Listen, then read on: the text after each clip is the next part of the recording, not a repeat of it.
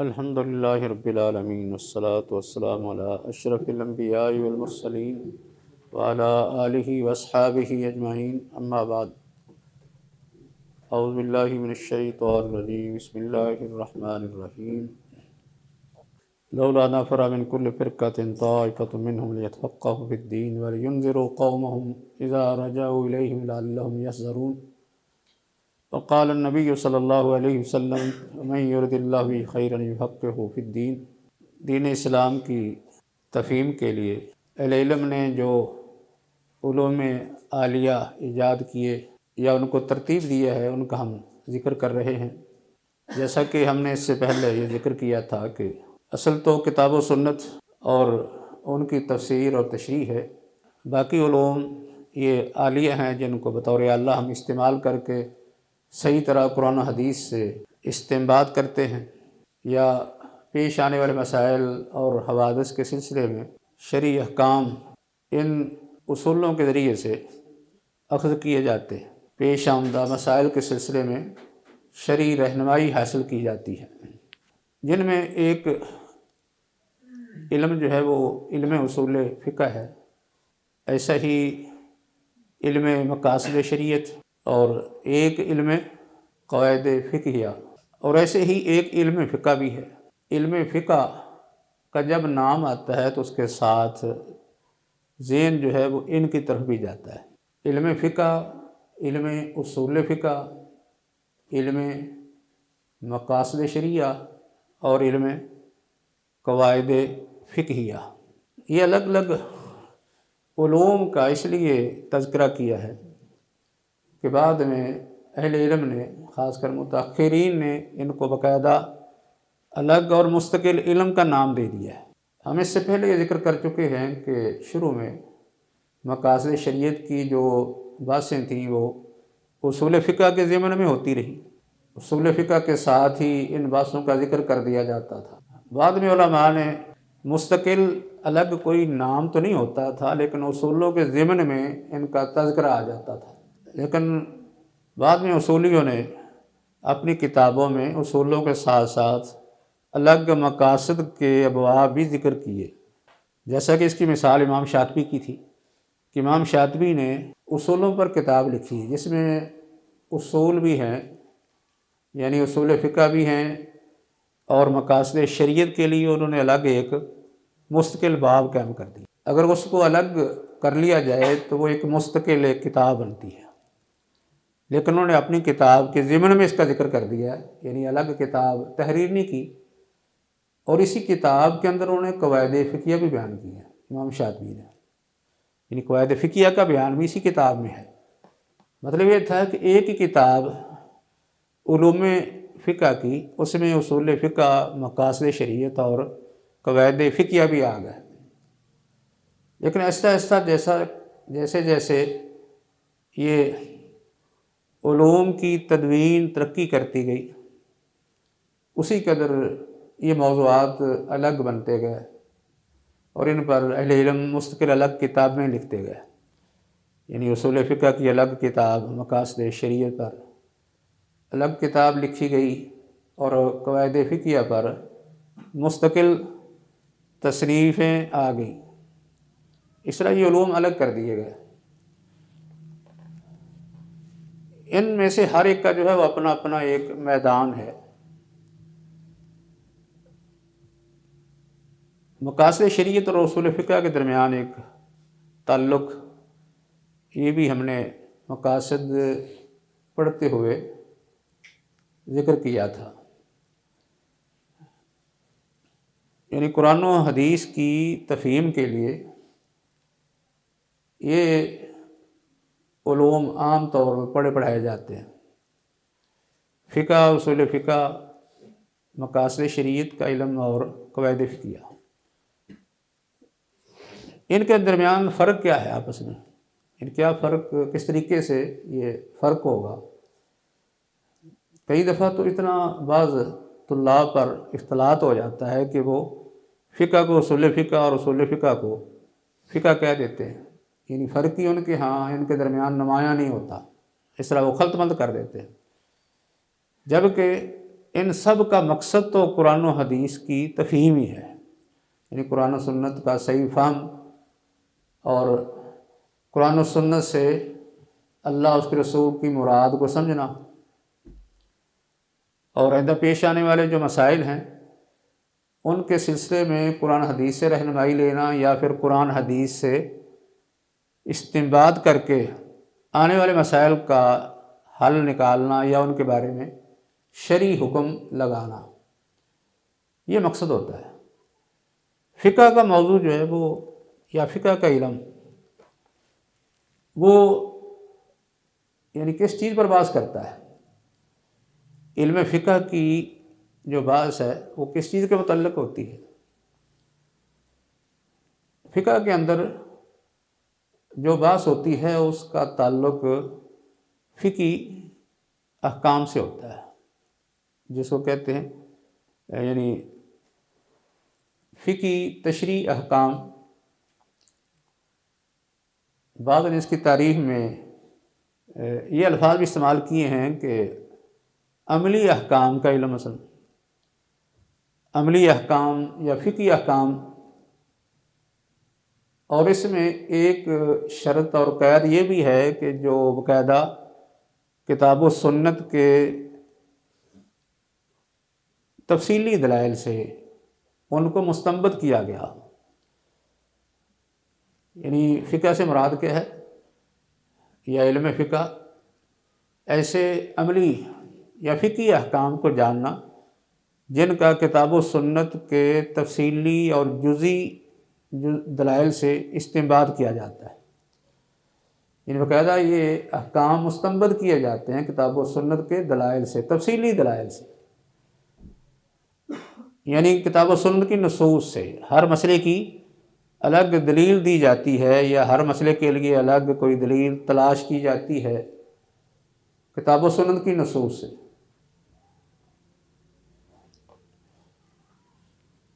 یہ تو فقہ کی تعریف ہوئی، یعنی علم فقہ سے مراد وہ علم ہے جس میں بحث ہوتی ہے فقہی احکام یا عملی احکام کے بارے میں، یعنی شرعی احکام مراد ہے، شرعی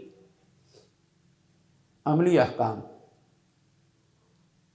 جن کو کتاب و سنت کے تفصیلی یا جزئی دلائل سے مستنبط کیا جاتا ہے۔ اور اس کا موضوع کیا ہوتا ہے؟ فقہ کا موضوع یعنی بندے یا مکلف انسان کے اعمال ہوتے ہیں۔ فقہ کا موضوع مکلف بندے کے اعمال ہوتے ہیں، اس طرح کہ ہم بندے کے یا انسان کے یا مکلف آدمی کے اعمال کے بارے میں حکم لگاتے ہیں، حکم تلاش کرتے ہیں کہ یہ فعل واجب ہے یا حرام ہے، مستحب ہے یا مکروہ ہے، یا یہ مباح ہے، یعنی یہی موضوع رہتا ہے۔ بندے کے افعال جو ہیں، مکلف بندوں کے اعمال، یہ فقہ کا موضوع ہوتے ہیں، ان کے بارے میں کوئی شرعی حکم تلاش کیا جاتا ہے یا ان پر کوئی شرعی حکم لگایا جاتا ہے کہ بندے کا یہ فعل واجب ہے، حرام ہے، مباح، مستحب ہے یا مکروہ ہے، یہ موضوع ہوتا ہے۔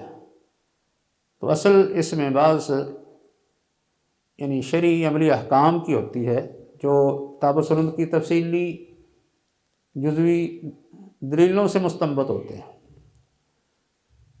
اور اس کے بعد اصول فقہ جو ہے یہ کس چیز کا نام ہے؟ اصول فقہ میں ایسے یعنی اصول بیان ہوتے ہیں،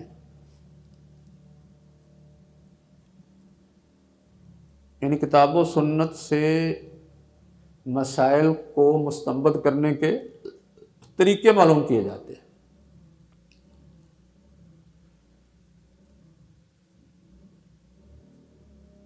مسائل کے استنباط کے لیے، احکام کے استنباط کے لیے، یا احکام پر استدلال کے طریقے معلوم کیے جاتے ہیں۔ یہ دو طرح کے ہوتے ہیں، ایک تو نصوص کے الفاظ ہیں، نصوص کی عبارتیں اور ان کے الفاظ، ان کی دلالتوں کے ذریعے سے، جیسا کہ کل بھی ذکر کیا تھا کہ اصول فقہ کا تعلق الفاظ کی یعنی عربی الفاظ کی دلالتوں سے ہوتا ہے۔ کتاب و سنت کی نصوص کے جو الفاظ ہیں یا نصوص ہیں، ان کی یعنی کس معنی پر دلالت ہے، یہ بات ہوتی ہے نا کہ یہ لفظ کس معنی پر دلالت کرتا ہے یا یہ نص کس معنی پر دلالت کرتی ہے، اور اس سے کیا مسئلہ جو ہے وہ مستنبط ہو سکتا ہے اس کے ذریعے سے۔ یعنی اس میں ایک تو طریقہ کار الفاظ کی دلالت کا ہوتا ہے، الفاظ کی دلالتوں کا، اس میں جو طریقے ہیں انہوں کہتے ہیں یہ لفظی طریقے، یعنی عربی زبان یا کتاب و سنت کے الفاظ جو ہیں ان کی اپنے معنی پر دلالتوں کے ذریعے سے، کوئی لفظ اپنے معنی پر کس طرح دلالت کرتا ہے، دلالتوں کی کیفیات، اس طرح کے اصول فقہ میں یہ بات آپ پڑھ چکے ہیں کہ دلالتیں مختلف قسم کی ہوتی ہیں، لغوی قواعد بھی کہتے ہیں، لغوی قواعد، کتاب و سنت کو سمجھنے کے لغوی قواعد، ان لغت کے اعتبار سے عربی الفاظ کے لحاظ سے ان الفاظ کی کس معنی پر دلالت ہے، اور اس میں ایک تو خیر معنی پر دلالت ان کی یہ معلوم کی جاتی ہے، دوسرا اس میں یہ بھی ہوتا ہے کہ عام کے صیغوں کے ذریعے سے یہ لفظ عام ہے، عموم پر دلالت کرتا ہے، یہ خاص ہے، یہ مطلق ہے، یہ مقید ہے، یہ بھی دلالتیں ہیں الفاظ کی۔ ایسے ہی اس میں نسخ اور ترجیح کے جو طرق ہیں وہ بھی انہی میں آتے ہیں، ان نصوص کے درمیان ٹکراؤ ہو جائے تو ان میں سے کسی ایک کو ناسخ دوسرے کو منسوخ قرار دینا، یا اگر ان کا آپس میں نصوص کا یعنی ٹکراؤ ہو جائے تو ان کے درمیان تطبیق دینا، یا ان میں سے کسی ایک کو دلائل کی روشنی میں ترجیح دینا، یہ چیزیں ہوتی ہیں۔ اس کے ساتھ ساتھ معنوی طرق بھی ہوتے ہیں، یعنی اصول فقہ کے اندر کچھ معنوی طرق بھی ہوتے ہیں۔ ایک تو طرق لفظی ہیں کہ الفاظ کی دلالتوں کو دیکھا جاتا ہے، دوسرے طرق معنوی ہیں، اس میں تعلیل دیکھی جاتی ہے، یعنی الفاظ کی تعلیلات کو دیکھا جاتا ہے۔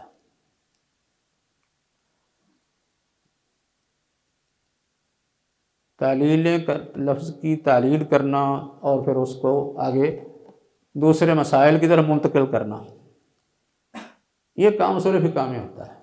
یعنی اصول فقہ میں جو طرق بیان کیے جاتے ہیں یا جو وضع کیے جاتے ہیں وہ دو طرح کے ہوتے ہیں، کچھ طرق لفظی ہوتے ہیں اور کچھ معنوی ہوتے ہیں۔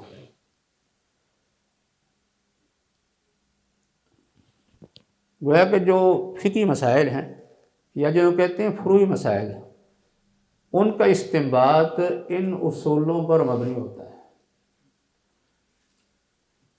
یعنی فروعی اور فقہی جو مسائل ہیں ان کا استنباط ان اصولوں پر مبنی ہوتا ہے کہ آپ نے یعنی فقہی احکام جو مستنبط کرنے ہیں یا فروعی احکام کا جو استنباط کرنا ہے وہ ان اصولوں کی بنیاد پر ہوگا، وہ اصول لفظی ہوں یا معنوی ہوں۔ اور اصول فقہ کا موضوع یہ اجمالی اور کلی دلائل ہوتے ہیں، اجمالی اور کلی دلائل، اصول فقہ کا موضوع اجمالی اور کلی دلائل ہیں۔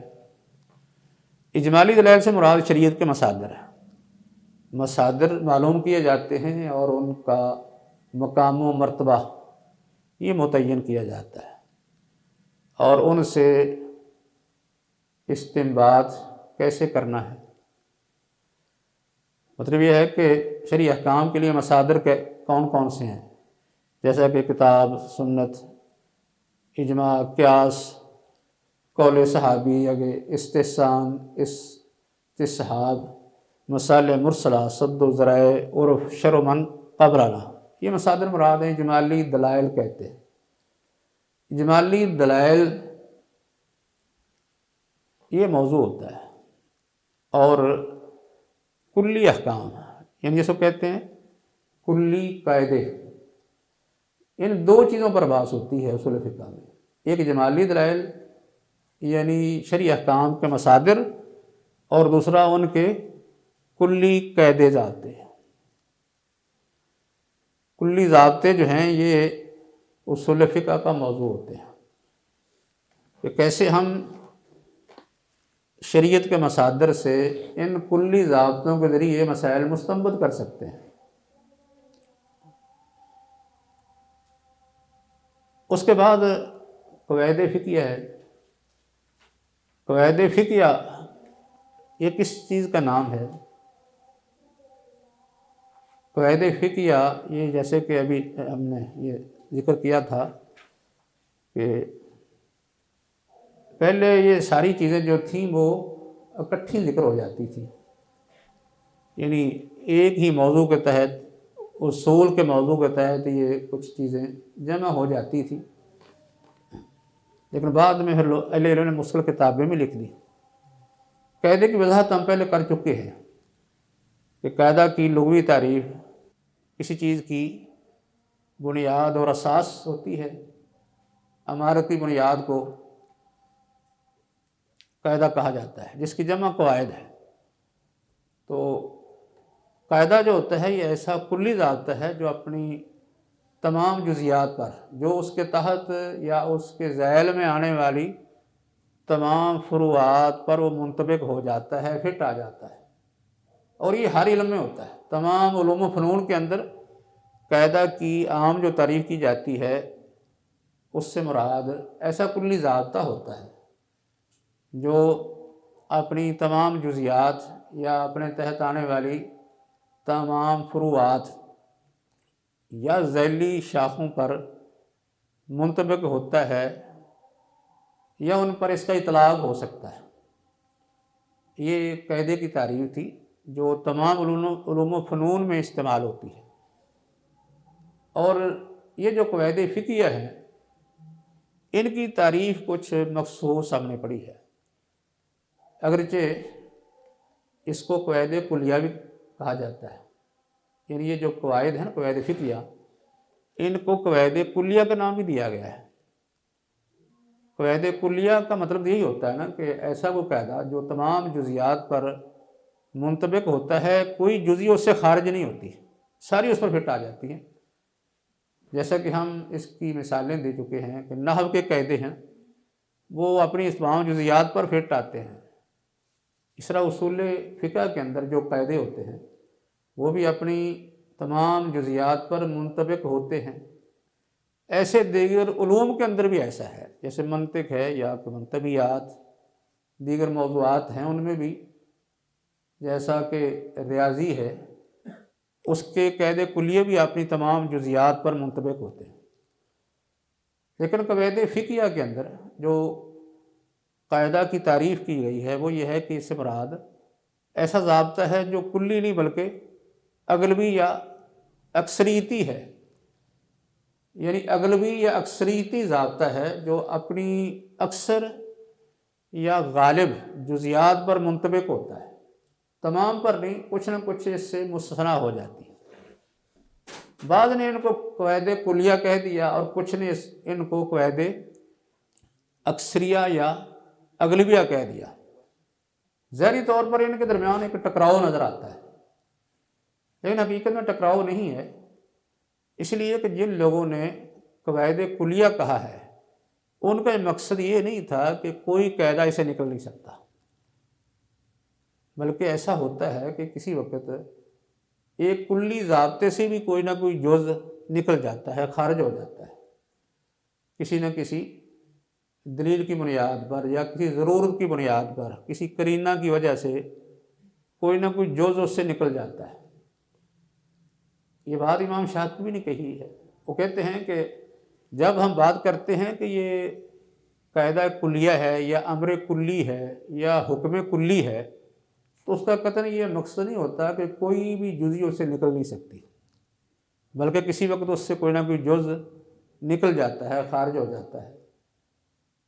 یعنی ایک قاعدہ کلیہ مثلا کہلاتا ہے، اس کے تحت آنے والی جو فروعات ہیں ان میں سے کوئی نہ کوئی فرع وہ نکل جاتی ہے۔ اس قاعدے کے مطابق اس کا حل نہیں ہوتا، بلکہ وہ قاعدہ جو ہے وہ اس پر منطبق نہیں ہوتا، اس سے وہ نکل جاتی ہے، وہ کسی اور قاعدے میں داخل ہو جاتی ہے۔ یعنی اس قاعدے سے وہ جزئی نکلی، کسی اور قاعدے میں داخل ہو گئی، اور اس وجہ کیا ہے؟ کوئی نہ کوئی دلیل ہوتی ہے۔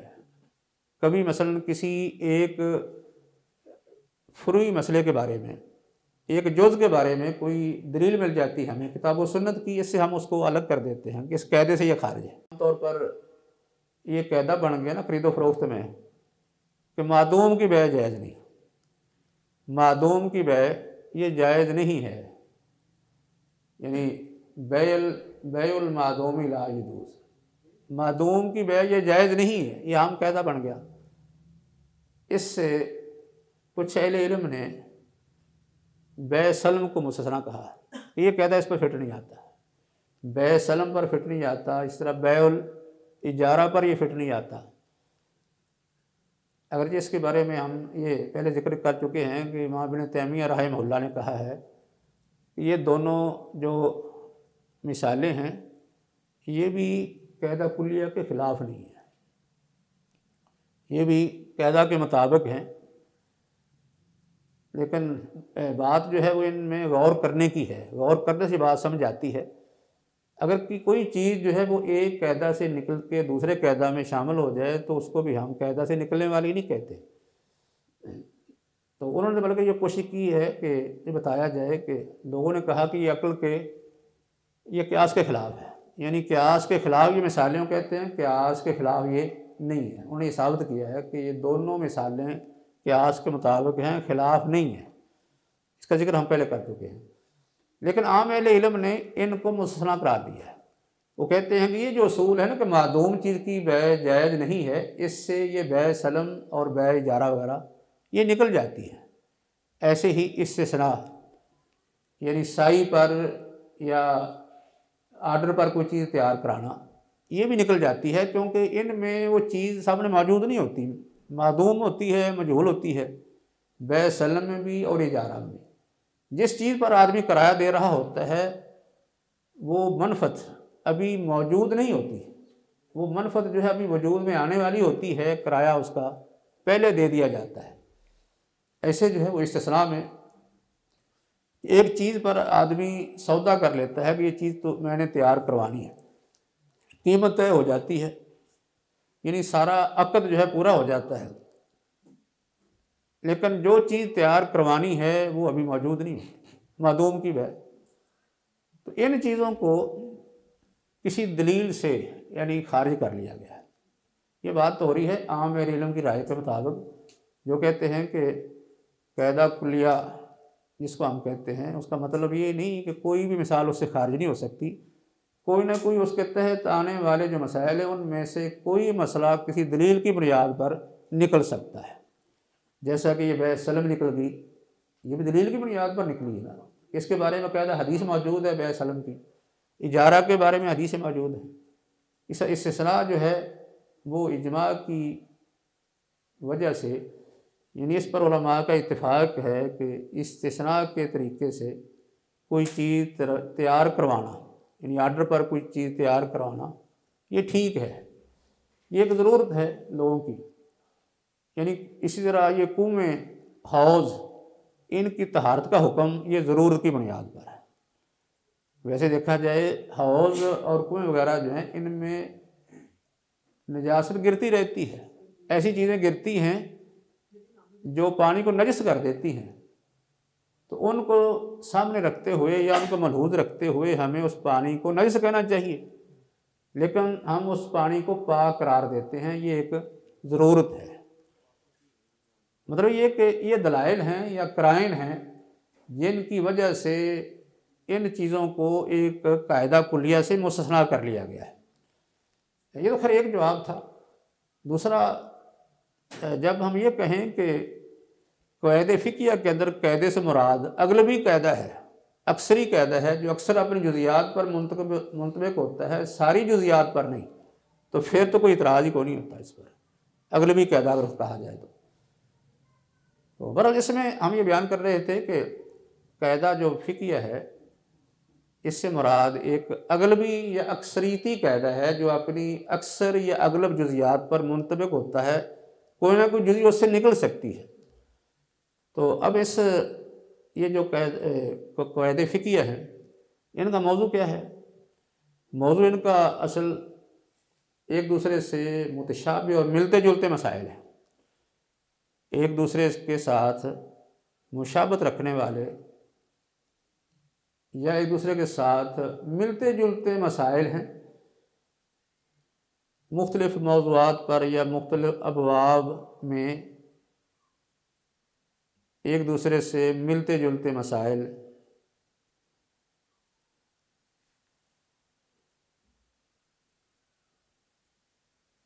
ان کا مجموعہ وہ قواعد فقہیہ کا موضوع ہوتا ہے۔ قواعد فقہیہ کے اندر بحث کیا ہوتی ہے؟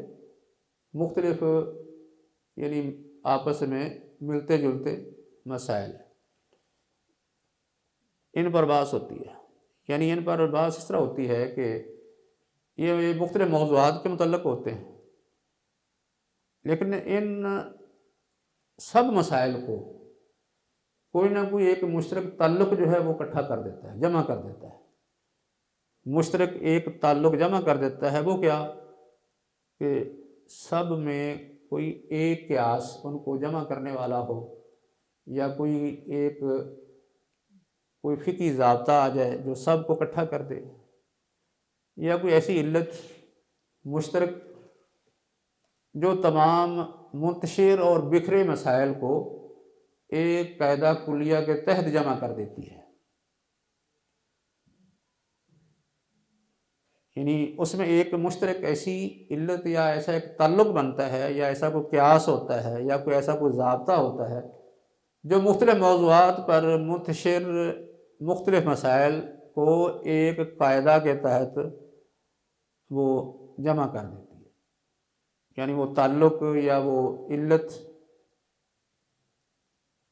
ان کو ایک قاعدہ کے تحت منظم کر دیتا ہے۔ یہی موضوع رہتا ہے قواعد فقہیہ کا۔ ہم نے یہ تین چیزیں جو ہیں وہ پڑھی ہیں، ان کے درمیان فرق واضح کیا ہے، ایک فقہ، دوسرا اصول فقہ، تیسرے قواعد فقہیہ۔ اس سے پہلے ہم مقاصد شریعت بھی پڑھ چکے ہیں۔ مقاصد شریعت جو ہیں ان کی تعریف کیا ہے؟ کیونکہ مقاصد شریعت جو ہے یہ بھی دین کی تفہیم کے لیے ہیں۔ مقاصد شریعت میں جو ہم نے پڑھا ہے اس کا خلاصہ یہ ہے کہ اس سے مراد یعنی وہ معنی یا وہ حکمتیں ہیں، وہ اسرار و رموز ہیں جن کا اللہ رب العزت نے باقاعدہ اپنے بندوں کو احکام دیتے وقت لحاظ رکھا ہے، ان کا باقاعدہ لحاظ رکھا ہے۔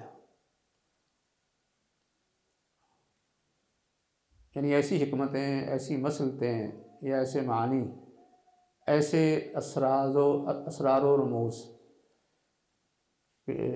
جن کا اللہ رب العزت نے اپنے بندوں کو احکام دیتے وقت لحاظ رکھا ہے، یا ان کا باقاعدہ ارادہ کیا ہے کہ یہ ان احکام کے پیچھے حکمتیں ہیں، یہ مقاصد ہیں۔ اور وہ کیا ہیں؟ ایک تو اللہ نے اپنی عبودیت کے لیے، مطلب یہ ہے کہ انسانوں جنوں کو جو احکام دیے ہیں ان سے ایک اپنی عبودیت کی تحقیق ہے، اور دوسرا اس سے مراد لوگوں کی مصالح کو حاصل کرنا ہے، لوگوں کی مصلحتوں کا لحاظ ہے، خواہ وہ کوئی فائدہ حاصل کر کے پوری کی جائیں یا کسی نقصان کو دور کر کے۔ جیسا کہ اس کے لیے یہ الفاظ استعمال کیے جاتے ہیں، جلب المنفعتی و در المضرتی، یعنی دنیا آخرت میں لوگوں کی جلب منفعت اور دفع مضرت کے لیے اللہ رب العزت نے یہ احکام دیے ہیں۔ ایک تو اپنی عبودیت کے لیے، اور دوسرا لوگوں کی مصالح کو پورا کرنے کے لیے، اور مصالح صرف دنیا کی نہیں بلکہ آخرت کی بھی، دنیا آخرت دونوں کی مصالح کو پورا کرنے کے لیے اللہ رب العزت نے احکام دیے ہیں۔ یعنی یہ مقاصد ہیں یا مصلحتیں یا حکمتیں ہیں، اللہ رب العزت نے جب اپنے بندوں کو احکام دیے ہیں تو ان مصلحتوں کو ملحوظ رکھ کے دیے ہیں، یعنی ان احکام کے پیچھے یہ مصلحتیں پنہا ہیں، کار فرما ہیں، یہ یعنی مقاصد کی تعریف ہے۔ تو باقی یہ جو قواعد فقہیہ ہے، قواعد فقہیہ جیسے کہ ہم نے کہا کہ یہ ملتے جلتے مسائل ہیں، یعنی مختلف ابواب میں یا مختلف موضوعات کے ایسے مسائل جو ایک دوسرے کے ساتھ مشابہت رکھتے ہیں اور ان کو کوئی ایک کلی ضابطہ یا قیاس یا کوئی علت ان کو اکٹھا کر لیتی ہے۔ اور یہ مسائل جو ہیں وہ وجود میں کیسے آتے ہیں؟ یہ وجود میں آتے ہیں اصول فقہ کی بنیاد پر، یعنی اس طرح ان کا آپس میں ایک تعلق بنتا ہے۔ اصول فقہ یعنی جو فقہ کے اصول ہیں، فقہ کے اصول یا مسائل کو مستنبط کرنے کے طریقے، اصول فقہ یہی ہے نا، یعنی فقہی احکام کو مستنبط کرنے کے طریقے ہیں، قاعدے ضابطے ہیں۔ تو یہ جو قاعدے ضابطے جن کو ہم اصول فقہ کہتے ہیں، ان کی بنیاد پر بہت سے فقہی احکام وجود میں آتے ہیں، فروعی مسائل وجود میں آتے ہیں۔ یہ جو فقہی اور مختلف فروعی مسائل ہیں، یہ مختلف ابواب میں مختلف موضوعات میں ہوتے ہیں، ان سب کو جب ایک قاعدے کے تحت جمع کر دیا جاتا ہے تو یہ کیا بن جاتے ہیں؟ پھر قواعد فقہیہ، یہ قواعد فقہیہ بن گئے۔ مطلب یہ فقہ ہوئی، فقہ کس چیز کا نام ہوا؟ یعنی وہ جو احکام آپ نے مستنبط کیے ہیں، وہ شرعی احکام، فقہی احکام جو کتاب و سنت کے جزوی دلائل سے آپ نے مستنبط کیے ہیں، ان کا علم کیا بن گیا؟ فقہ۔ اور یہ احکام جو مختلف آپ نے مستنبط کیے ہیں، یہ مستنبط کس ذریعے سے ہوئے؟ اصولوں کے ذریعے سے۔ اور اصولوں کے ذریعے سے یہ جو احکام مستنبط ہوئے ہیں مختلف موضوعات پر، جب آپ ان مختلف مسائل کو، منتشر مسائل کو، ایک دوسرے کے ساتھ ملتے جلتے مسائل کو کسی ایک قاعدہ کلیہ کے تحت جمع کر دیں گے تو یہ کیا بن جائے گا؟ قواعد فقہیہ، یہ قواعد فقہیہ بن گئے۔ دوسرے الفاظ میں کچھ لوگوں نے یا اہل علم نے اس طرح بھی اس کی تعبیر کی ہے، وہ کہتے ہیں کہ اہل علم نے کیا کیا ہے کہ شریعت کے مقاصد معلوم کی ہے نا باقاعدہ، یعنی اس پر ہم بات کرتے رہے نا کہ ایک تو بات یہ تھی کہ مقاصد پیچھے ہیں یا نہیں ہیں، پھر یہ ہے کہ یہ جو مقاصد ہیں یہ صرف لوگوں کے لیے ہیں یا اللہ کے لیے بھی ہیں، یہ بھی بات تھی۔ لیکن صحیح بات ہم نے یہ پڑھی کہ اللہ رب العزت نے جو احکام دیے ہیں ان کے پیچھے جو حکمتیں ہیں وہ دو طرح کی ہیں۔ ایک حکمتیں اللہ رب العزت کی اپنی ذات کے لیے ہیں، وہ کیا ہیں کہ اللہ نے اپنی عبادت کروانی ہے، وما خلقت الجن والانس الا لیعبدون کے مطابق۔ اور کچھ حکمتیں وہ ہیں جو بندوں کے لیے ہیں، وہ بندوں کی مصالح دنیا آخرت دونوں جہان کی ہیں، ان کو حاصل کرنا، بندوں کی مصالح کا حصول، یہ بھی انہی مقاصد میں شامل ہے۔ تو یعنی یہی جو اہل علم نے مقاصد بیان کیے تھے نا، شریعت کی حکمت مقاصد بیان کیے تھے، انہی کو جب بعد کے علماء نے کچھ مختصر الفاظ کے اندر، جامع اور مختصر الفاظ کے اندر تعبیر کر دیا تو ان کا نام کیا پڑ گیا؟ قواعد فقہیہ۔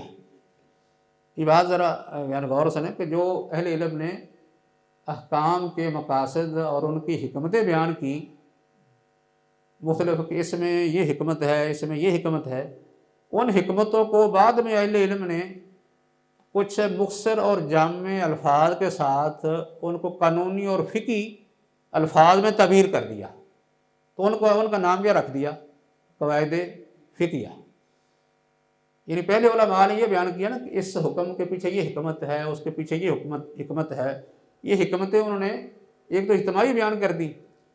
इज्तिमाई हिकमतें मसलन इस तरह की कि पूरी शरीयत का मकसद आसानी है। मिसाल के तौर पूरी शरीयत का मकसद क्या है, आसानी लोगों को पहुँचाना, ये पूरी शरीयत का एक मकसद है। ये तो हो गया ना एक आम मकसद। कुछ मकासद ख़ास है, इस हुक्म के पीछे क्या हिकमत है, इस हुक्म के पीछे क्या हिकमत है, इस तरह भी है। इसको कहते हैं ये ख़ास मकासद। कुछ आम हैं, कुछ ख़ास हैं। आम मकासद वो हैं जो पूरी शरीयत के अंदर पाए जाते हैं, पूरी शरीयत के अहकाम में हैं। और ख़ास मकासद वो हैं जो एक एक अलग अलग मसले में हैं या एक मौजू के तहत।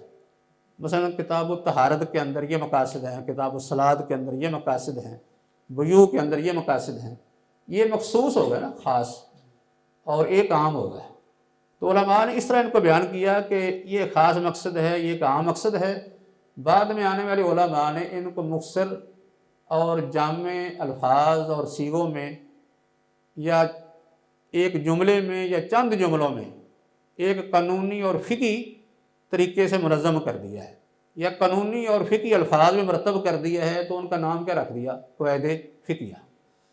उनका नाम क़वाइद फ़िक़िया रख दिया है। तो क़वाइद फ़िक़िया जो है वो इसलिए आप ये कल सुन चुके हैं कि मकासद को जानने के क्या फ़वाइद हैं, ये हम पीछे पढ़ चुके हैं। और क़वाइद फ़िक़िया को जानने क्या मकासद हैं, ये मकासद ये फ़ायदे जो हैं ये आपस में काफ़ी हद तक मिलते जुलते हैं। जैसे कराफ़ी के हवाले से कल जिक्र किया था, उन्होंने कहा था उसूल दो किस्म के हैं, एक का नाम उसूल फ़िक़्ह है और दूसरे का नाम क़वाइद फ़िक़िया है। तो जो उसूल फ़िक़्ह है उनका ताल्लुक़ अरबी ज़बान के अल्फाज से है, उनके अल्फाज मानी से है।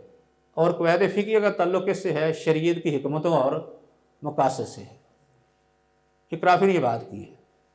लेकिन इस अंदाज से आम तौर पर मकासद में बात नहीं होती, गोया कि मकासद के अंदर जो हिकमतें या असरार और रमूज़ बयान किए जाते हैं उन्हीं को ही आगे एक कानूनी या फ़िक़ी तरतीब में या ताबीर में अगर मुनज़्ज़म कर दिया जाए। क्योंकि जो क़वाइद फ़िक़िया हैं उनके अंदर ये ख़ुसूसियत है। ख़ुसूसियत क्या होती है कि मानी तो बहुत ज़्यादा होते हैं लेकिन अल्फाज बहुत कम, यानी मानी बहुत ज़्यादा और अल्फाज बहुत कम होते हैं। और अल्फाज ऐसे हैं कि उनके अंदर इस तरह वसअत होती है कि अपने तहत आने वाली तमाम जुज़ियात को भी घेर लेते हैं, उनका अहाता भी करते हैं। यानी ये तीन खूबियाँ होती हैं क़वाइद फ़िक़िया में। कौन कौन सी? एक तो ये है कि इसके अंदर बहुत इख्तिसार है, इख्तिसार पाया जाता है, यानी इस अल्फाज का बड़ा इख्तिसार है, लेकिन मानी बहुत ज़्यादा है। मानी के लिहाज से जामे हैं, अल्फाज के लिहाज से बड़े मुख्तसर हैं। और एक खूबी ये भी है कि अपनी जुज़ियात पर भी मुश्तमिल है, यानी इस कायदे के तहत आने वाले जो जुज़ियात हैं उन सब को भी अपने अंदर लिए हुए हैं, उनका भी अहाता कर लेती हैं, उनका भी इस्तेआब कर लेती हैं। ये क़वाइद के अंदर ये खूबी है। गोया कि ये क़वाइद ऐसे हो गए जैसे हम कहते हैं कि नबी सल्लल्लाहु अलैहि वसल्लम ने फरमाया कि इन्नमा ऊतीतु बिजवामिल कलिम, मुझे जामे कलमात दिए गए। तो जामे कलमात वही होते हैं कि जो हों तो मुख्तसर, अल्फाज तो मुख्तसर हों लेकिन मानी उनके अंदर बहुत ज़्यादा हो, उनको कहते हैं ये जामे कलमात है। इसी तरह ये जो क़वाइद हैं ये हकीकत में ये जवामिउल कलम बन गए कि अल्फाज बड़े मुख्तसर हैं लेकिन मानी इनके अंदर बहुत ज़्यादा है। मानी के लिहाज से आम हैं, अल्फाज के लिहाज से मुख्तसर हैं। और वसअत के एतबार से यानी इनमें इतनी वसअत है कि वो अपने तहत आने वाली तमाम जुज़ियात को अपने अहाता में ले लेते हैं। ये एक ख़ासा है क़वाइद फ़िक़िया का। दूसरा ये है कि जो उसूल फ़िक़्ह है ना, उसूल फ़िक़्ह के बारे में ये दो तरीके पाए जाते हैं। उसूल फ़िक़्ह ईजाद करने के लिहाज से, उसूल फ़िक़्ह वज़ा करने के एतबार से दो तरीके हैं।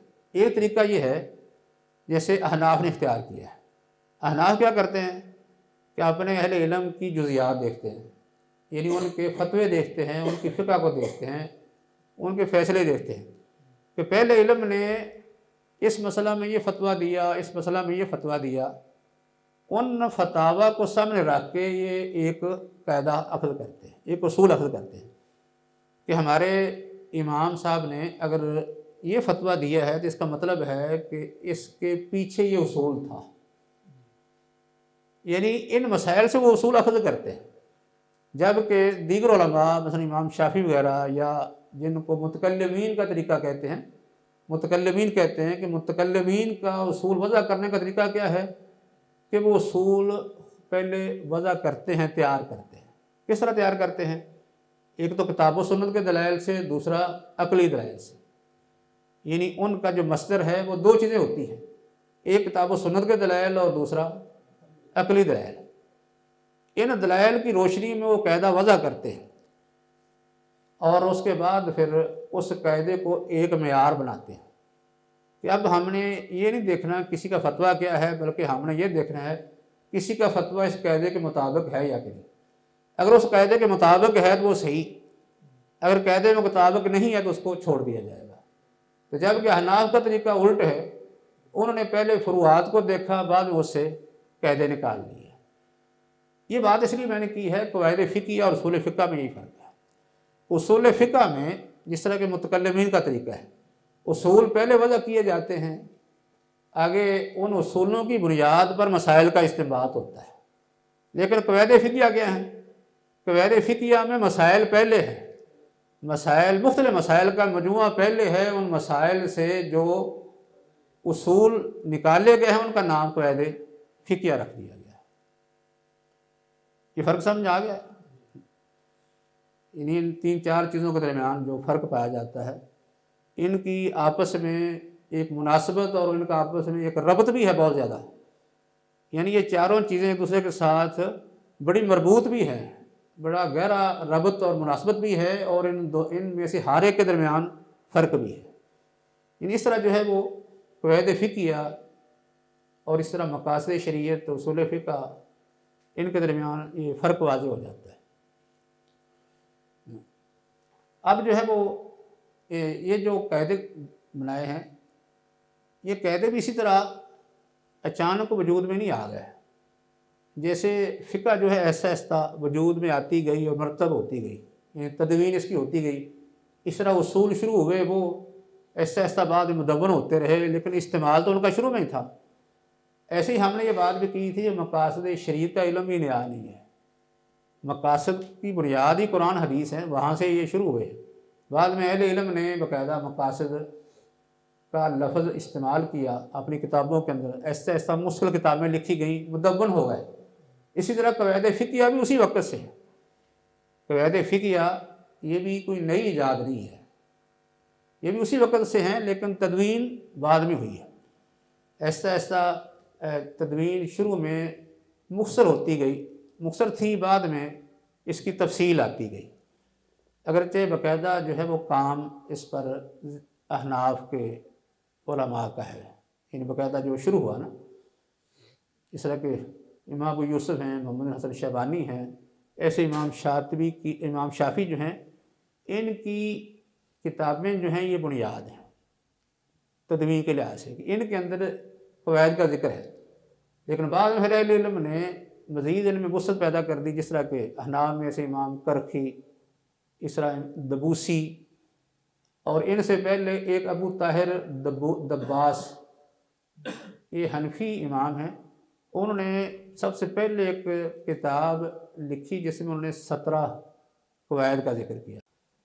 تو اس کے بعد پھر کرخی نے 39 کا ذکر کر دیا، بعد میں آنے والوں نے جو ہے اس پر اضافہ کر دیا، پھر مالکی علماء میں سے کرافی نے جو ہے وہ اس سے زیادہ کوئی 548 کا ذکر کر دیا۔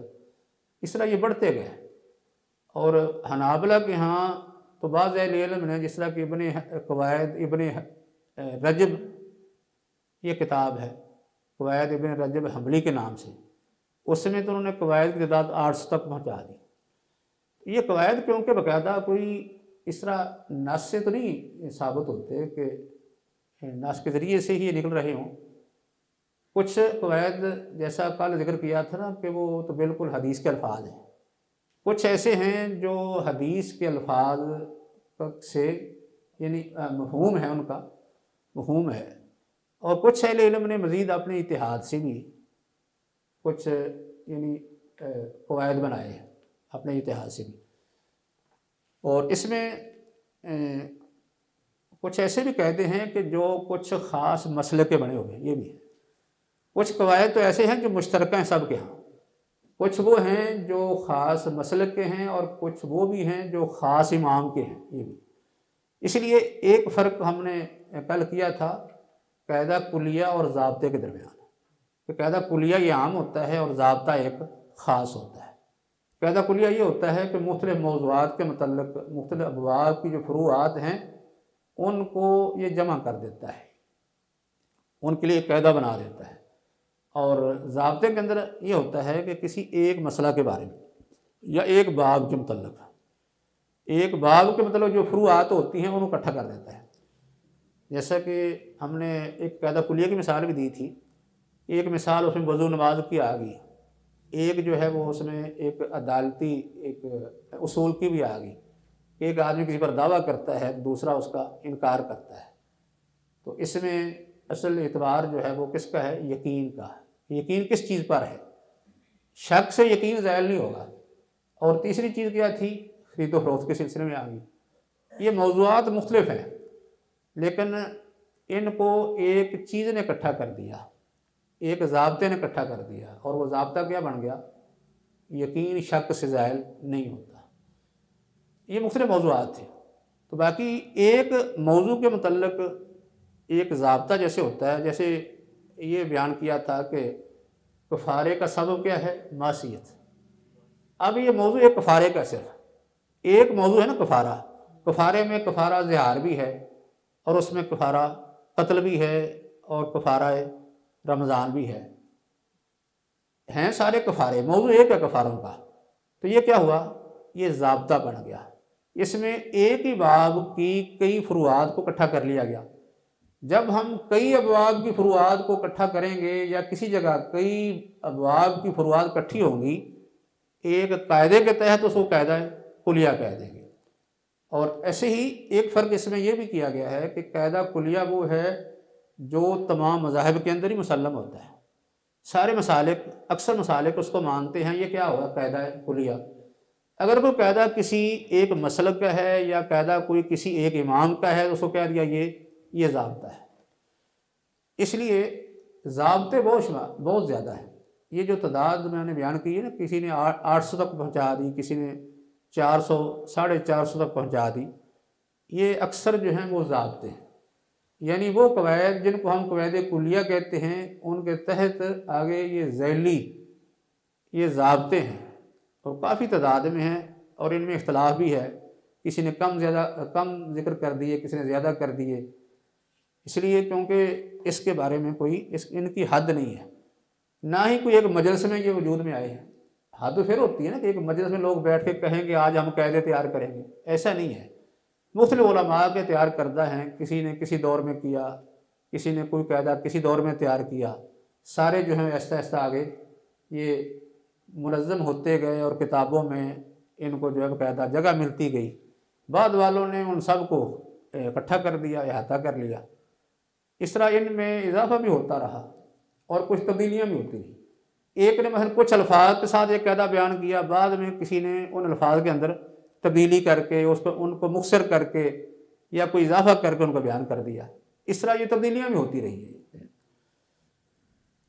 اور یہ قاعدے جو ہیں یہ استقرائی ہیں، استقرائی ہوتے ہیں نا، جن کے پیچھے جستجو تلاش ہوتی ہے، ایک چیز کی تلاش جستجو ہوتی ہے، وہ جیسے جیسے یہ جستجو بڑھتی جاتی ہے ویسے ویسے ان کے اندر مزید ترقی ہوتی چلی جاتی ہے، اضافہ ہوتا ہے، یا ان کو باقاعدہ ایک اچھے اور منظم طریقے سے ترتیب دیا جاتا ہے۔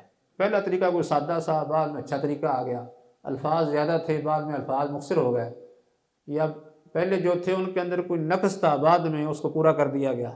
ہمیشہ ہر علم ہر فن کے اندر تصریف و تعریف کا طریقہ یہی چلتا ہے، اسی طرح ہر فن جو ترقی کرتا ہے۔ آج جو ہم پڑھتے ہیں یہ جی طب کے اصول ہیں، یہ قانون کے اصول ہیں، یہ فلسفے کے اصول ہیں، جس شکل میں ہمارے پاس موجود ہیں کیا اسی طرح یہ موجود تھے؟ کوئی ترتیب نہیں تھی ان کی۔ یہ ارسطو نے اور اسی طرح یہ افلاطون نے جو اصول بنائے وہ اسی طرح تو نہیں تھے، بکھرے ہوئے منتشر تھے یہ، اور ان کی کوئی ترتیب نہیں تھی۔ لیکن بعد والوں نے آہستہ آہستہ ان کو آگے منظم مرتب کر کر کے ایک بڑی اچھی شکل میں لوگوں کے سامنے ان کو پیش کر دیا ہے، آسان بھی کر دیا، مرتب بھی کر دیا، اور ان سے استفادہ کرنا آسان ہو گیا۔ ایسے جو ہے وہ یہ جو شرعی قاعدے یا ضابطے یا اصول ہیں وہ بھی اسی طرح ہی وجود میں بھی آئے ہیں۔ ایک چیز یا علم پہلے وجود میں آتا ہے اور اس کی تصنیف تدوین بعد میں ہوتی ہے، ہمیشہ ایسے ہوتے ہیں، تدوین بعد میں ہوتی ہے۔ تدوین جو ہوتی ہے وہ کسی علم کو وجود نہیں بخشتی بلکہ وجود کی اطلاع دیتی ہے کہ علم پہلے موجود ہے، تدوین بتاتی ہے کہ یہ علم موجود ہے، یہ نہیں کہتی تدوین کہ علم ابھی سے ہی وجود میں آ رہا ہے۔ ایسے ہی یہ سارے ہمارے ہاں یہ اصول فقہ یا قواعد فقہ یا مقاصد شریعت یہ شروع میں تھے، آہستہ آہستہ یہ پہلے یعنی زبانی چلتے رہے، پھر کچھ جزیات کی شکل میں تحریر ہوتے رہے، بعد میں مستقل یہ مدون ہو گیا، ایک مرتب شکل میں جو ہے وہ ہمارے سامنے آ جائے۔ اس پر کتابیں یعنی قواعد پر جو کافی کتابیں لکھی جا چکی ہیں اس پر، جیسے میں نے کہا ابتدا تو ہوئی چاند ائمہ کی کتابوں سے جن میں کچھ ذکر تھا، لیکن بعد میں آہستہ آہستہ پھر یہ جیسے ابو طاہر الدباس، پھر کرخی، پھر اس کے دبوسی، پھر اس کے بعد ایسے ہی جو ہے وہ یہ مثلا نصفی ہیں، اور خاص کر امام شاطبی ہیں، امام ابن تیمیہ، ابن قیم ہیں، اور عز بن عبد السلام ہیں۔ انہی کتابیں جو ہیں وہ انہی موضوعات پر ہیں، اصول فقہ، مقاصد شریعت اور قواعد فقہیہ، یہ ساری چیزیں ان کتابوں کے اندر ہی موجود ہیں، جیسا کہ ابھی امام شاطبی کے حوالے سے ذکر کیا تھا۔ تو اس لیے یہ جو جزوی قاعدے ہیں نا، یعنی جن کو ضابطے ہم کہتے ہیں، اتنے تعداد میں ضابطے کہ ہر مسلک کے اندر کچھ الگ ضابطے یا کسی امام کے ضابطے، ان سب کو تفصیل پہ پڑھنا مشکل ہے، لیکن کچھ یہ قواعد ایسے ہیں جن کو قواعد کلیہ کہا جاتا ہے۔ یہ کلیہ قواعد جو ہیں، ان کلی قواعد یا قواعد کلیہ یہ تمام مسالک کے اندر مسلم ہیں۔ اس لیے یعنی خاص کر یہ 5 جو قواعد کلیہ ہیں ان کو ہم انشاءاللہ پڑھیں گے، کیونکہ یہ معروف بھی ہیں، اور اس کے ضمن میں جو مشہور اہم قاعدے ہیں ان کا ذکر ہوگا، لیکن باقی جو تفصیلات ہیں یعنی ضابطوں کی بے شمار، ان کا ذکر نہ بھی ہو تو کوئی اتنا فرق نہیں پڑتا، اور ان سب کا مقصد صرف یہی ہوگا کہ اس سے یہ فائدے جو ہم نے ذکر کیے یہ حاصل ہوں گے، کہ اس میں شریعت کا مزاج، شرعی احکام، جو فقہی احکام ان کے پیچھے انداز فکر یہ معلوم ہوتا ہے ایک طالب علم کے لیے، ایک قانون دان کے لیے، ایک عالم کے لیے فقہ کے ساتھ اسلامی فقہ یا فقہی احکام سے مناسب بنتی ہے، اور فقہ کا اسے ادراک حاصل ہوتا ہے، منتشر اور جو مختلف قسم کے مسائل بکھرے ہوئے مختلف موضوعات پر ان کو ایک ہی قاعدے کے تحت حل کرنے میں مدد مل جاتی ہے، اور اس میں جو پہلے علماء ہیں ان کی کاوشوں اور ان کے اتحاد کا جو ثمر ہے، ان کے اتحاد کے جو طریقے ہیں، استنباط کے جو انہوں نے قاعدے اختیار کیے ہیں، ان سے معرفت حاصل ہوتی ہے، اور اس کے علاوہ جو ہے وہ ہمارے جو پیش آنے والے مسائل ہیں ہماری زندگی میں، عملی زندگی میں، ان کو بھی حل کرنے میں ان سے مدد ملتی ہے۔ تو اس طرح یعنی یہ ان قواعد کو یعنی سمجھنے پڑھنے سے یہ فائدے حاصل ہوں گے، کہ آدمی سوچتا ہے کہ شریعت کے اندر یعنی یہ مختلف موضوعات جو ہیں یہ الگ الگ اگرچہ موضوعات ہیں، لیکن ان سب کے فروعات ایسی ہیں کہ ایک قاعدے کے تحت آ گئی۔ اس کا مطلب اس طریقے سے مسائل کا حل ہو سکتا ہے کہ جو مسائل ہیں تو مختلف موضوعات کے لیکن آپس میں مل جاتے ہیں، جس کا مطلب ہے ایک کسی قاعدے کلی کے تحت وہ آ سکتے ہیں، اور اسی قاعدے کلیے کی بنیاد پر آگے ہم مسائل کا حل بھی کر سکتے ہیں، مسائل میں ان سے یعنی رہنمائی لے سکتے ہیں۔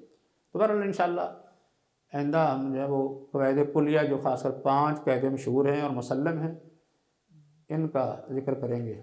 وما علینا الا البلاغ۔ زندگی شعور سے، الحکمہ انٹرنیشنل۔